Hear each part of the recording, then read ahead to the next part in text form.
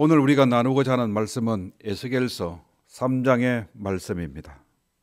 하나님께서 일찍이 이스라엘 백성들에게 먹을 것, 먹지 말아야 할 것을 구별하여 주셨습니다.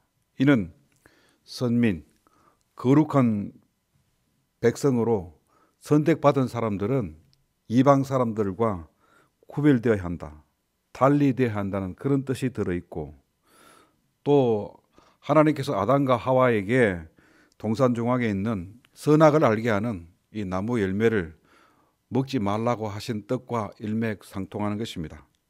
이 동산 중앙에 있는 선악을 알게 하는 이 나무 열매를 먹지 말라고 하신 이유는 하나님께서 이 아담 하와에게 인생의 주인이 누구인지를 분명히 하고자 하는 하나님의 뜻이 담겨 있습니다.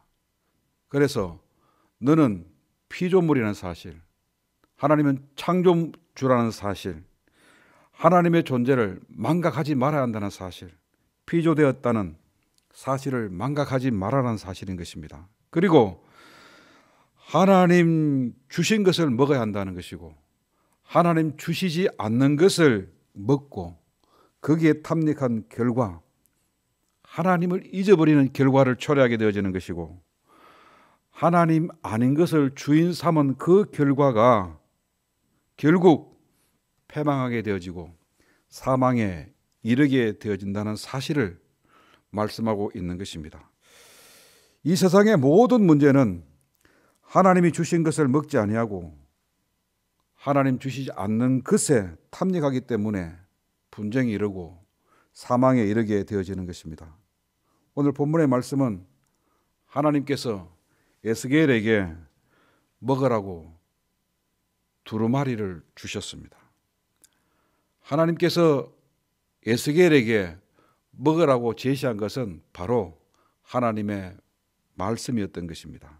이는 인생이 떡이 아닌 하나님 말씀으로 살아야 한다는 것과 하나님 말씀을 먹지 아니하고 하나님께서 허락하지 않는 것에 목말란 결과가 현재 고난을 자초했다는 사실을 하나님께서 보여주시는 것입니다.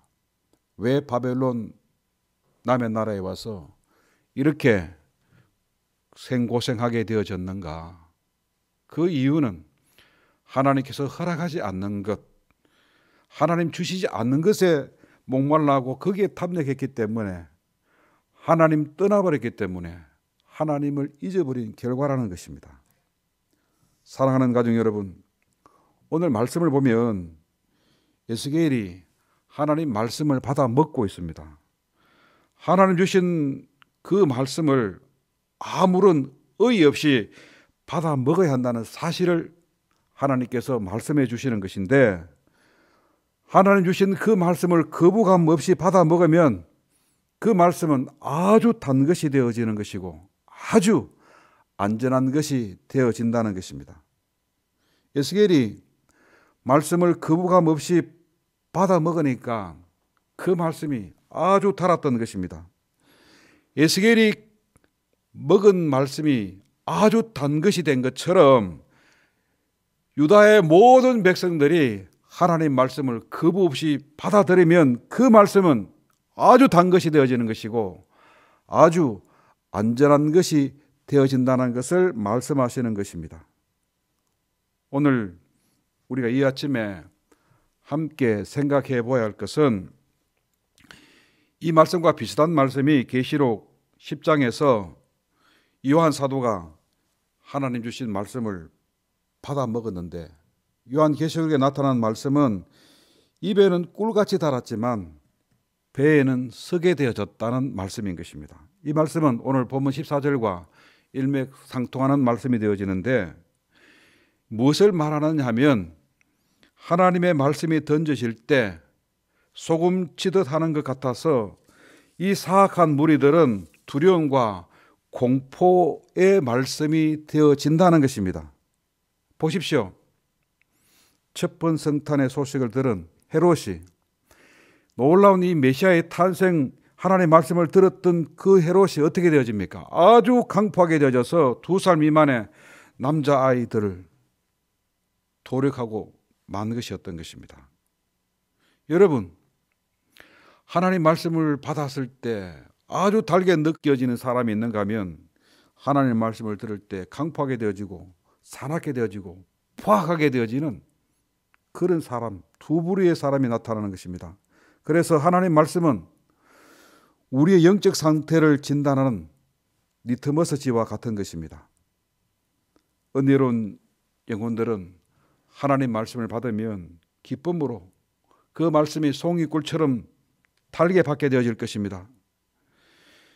반대로 이 진리의 말씀이 사악한 무리들에게 던졌을 때는 그 말씀은 역하게 되어지는 것이고 토하게 되어지는 것이고 배에 들어갔을 때는 견딜 수 없는 고통과 두려움과 공포로 다가오는 무시무시한 것이 되어지기 때문에 사악한 무리들은 하나님의 말씀을 받지 않고 거부해 버리는 것입니다.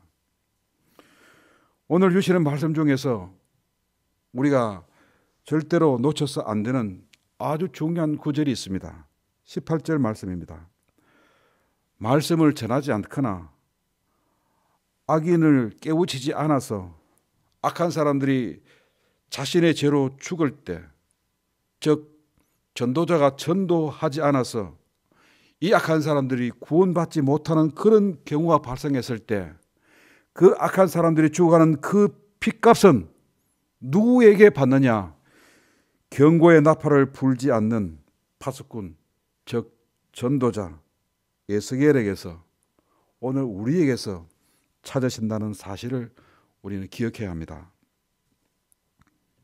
하나님은요, 이 전도자의 능력, 지식 여부를 물으시는 것이 아니라 전하지 않는 임무를 소홀히 한, 즉 직무유기, 직무태만의 죄를 물으신다는 사실인 것입니다. 오늘 말씀은 분명히 하고 있습니다. 말씀을 전하지 않는 것은 간접살인으로서 아주 무서운 죄가 되어진다는 사실인 것입니다. 한 영혼이 얼마나 소중한 것인가를 오늘 본문의 말씀은 우리로 하여금 일깨우고 있는 것입니다. 그래서 오늘 우리는 타는 지옥불을 바라보면서 지옥불에 죽어가는 그 수많은 영혼들을 보면서 안타까운 마음으로 그 영혼들을 건지고자 하는 구령의 열정, 구령에 불타는 이 전도 열정이 오늘 우리에게 있어야 하는 것입니다. 여러분, 마태복음 25장에 보면 이 달란트 비유가 나오지 않습니까? 이 한 달란트 받은 사람이 왜 쫓겨나서 바깥 어두운 곳에서 이를 갈면서 슬피 울게 되어졌습니까? 그가 무슨 특별한 죄가 있습니까? 그가 무슨 부정한 이유가 있습니까? 그렇지 않습니다. 어떤 특별한 죄를 지어서 쫓겨난 것이 아니라 사명자가 추가적으로 남겨야 할 이 사명, 소명을 소홀히 했기 때문에 이 소명을 소홀히 한 죄로 인하여서 이 한 달란트 받은 사람은 바깥 어두운 곳에 쫓겨나서 심판으로 놓이게 되어지는 것입니다. 사랑하는 가족 여러분, 오늘 18절 말씀을 우리가 절대 간과해서는 안 되는 것입니다. 우리 때를 얻든지 못 얻든지 우리가 하나님 말씀을 들고 복음 들고 전도하러 가야 할 사명이 오늘 우리에게 있고 죽어가는 영혼의 책임은 우리의 손에 주어진다는 사실입니다. 여러분, 한번 상상해 보십시오. 하나님께서 이 에스겔에게 두루마리를 하나님 말씀을 먹게 하셨습니다. 그리고 난 다음에 특별한 권세를 주셨습니다. 너는 이제부터 받아 먹은 그 말씀을 전해야 하는 파수꾼이다. 저 백성들 한가운데 가서 내가 받은 그 말씀을 전해라. 특별한 사명을 주신 것입니다. 그런데 여기서 특이한 점이 발견되어지는 것이 뭐냐면 그 말씀을 전하기 전에 너는 저 들판에 가서 기다리라는 것입니다. 여러분, 여기서 한번 상상해 보아야 할 것이 뭐냐면 에스겔은 너무나 놀라운, 너무나도 신비스러운 이 하늘의 비밀들을 발견했습니다. 이 전하지 않고는 견딜 수 없는, 주체할 수 없는 기쁨이 있습니다. 이 감추어지지 않는 그런 흥분이 이 에스겔 가슴 속에서 막 일고 있는 것입니다. 얼마나 달려가서 전하고 싶겠습니까? 견딜 수 없는 그런 조급함이 에스겔에게 막 일어나고 있는 거예요. 그런데 그때 하나님은 너는 집안에 들어가서 벙어리가 되라, 말하지 말라고 하신 것입니다. 여기서 우리가 이게 무슨 뜻인지를 다시 한번 생각해 보아야 합니다. 받은 말씀이 온전히 이해될 때까지 전해서는 안 된다는 것입니다. 말씀을 받았으면 그 받은 말씀이 어떤 말씀인지, 무슨 말씀인지 심사하고 숙고하고 묵상하고 연구하는 그런 시간들이, 또 그 말씀을 전달하는 방법들을 연구하는 그런 시간들이 필요하다라는 사실을 말씀하고 있는 것입니다. 여러분, 설익은 말씀은 생명을 파멸로 이끌 수 있기 때문에 하나님은 그 받은 말씀을 전하지 말고 집안에 틀어박혀서 너는 그 받은 말씀을 좀 더 연구하고 그 전할 방법들을 연구하는 그런 시간들을 가져야 한다는 숙려 기간을 하나님께서 허락하신 것입니다. 목회 외에, 이 설교 준비 외에 엉뚱한 일로 바쁘게 되어지니까 설익은 설교를 할 수밖에 없고, 이 설익은 설교는 교회와 영혼들을 기갈하게 만들게 되어지는 것이고, 결국 병들게 해서 몸살을 앓게 하게 하는 것입니다. 여러분, 설교는 설교자가 자기 확신, 자기 신앙 고백 없이 전해서는 안 되는 것입니다. 자기 신앙 고백 없이 자기가 이해되지 않는 그런 말씀들을 전하는 것은 정말 선무당과 같아서 아주 위험한 것이 되어지고 마는 것입니다. 어떤 장로님께서 이 고뇌에 찬 모습을 보시고 이렇게 말씀하셨습니다. 목사님, 일희일비하지 마십시오. 그 말에 참 위로가 되었습니다. 믿는 자는 급절하지 않습니다. 조그만 일에 절망하거나 좀 나아졌다고 들떠서 안 되는 것입니다. 오늘 이 아침에 우리가 함께 생각해야 할 것은 바로 에스겔에게 벙어리 되라 하신 하나님의 말씀을 깊이 새겨보아야 합니다. 하나님께서 에스겔의 그 혀를 입천장에 붙인 이유가 무엇일까? 두 가지 이유입니다. 에스겔 자신이 아직 준비가 되지 않았던 것입니다. 환상을 보고 소명을 받고 엄청난 능력을 받았음에도 불구하고 하나님께서 본 에스겔은 not yet, 아직까지 때가 안 되었다는 것입니다. 14절 말씀 보십시오. 말씀을 받은 에스겔이 근심함과 분한 마음이 생겼던 것입니다. 지금 에스겔은 성령 충만해서 영안이 열려서 지금 삼청천의 세계, 신비의 세계가 막 보여오는 것입니다. 그런데 이스라엘 백성들을 보니까 죄종에 있습니다. 회개하지 않습니다. 저 사람들은 나쁜 사람들인 것입니다. 의분이 일어나서 견딜 수 없는 것입니다. 막 달려나가서 막 호통치고 싶고 막 회개하라 하고 막 그러고 하고 싶은 마음이 불일들 일어나게 되어지는 것입니다. 받은 말씀이 배에 들어가서 서게 되어졌다. 근심이 되어졌다.